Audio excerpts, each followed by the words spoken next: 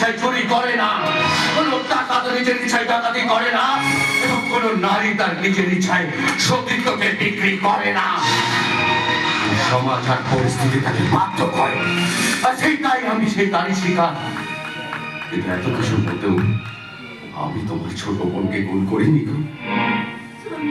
তোমার ছোট বোনকে গুণ করেছে আমারই পোশাক করতাম ওই শালা আজাদ।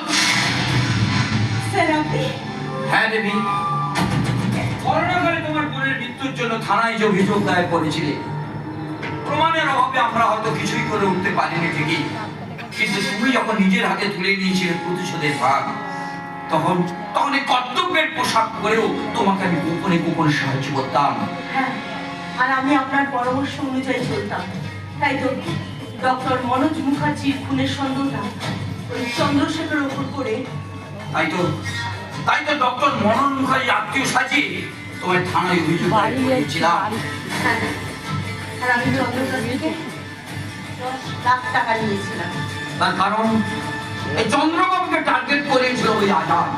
হ্যাঁ, ওই আজাদকে বিশ্বাস করে আমরা ভুল করেছিলাম। আমি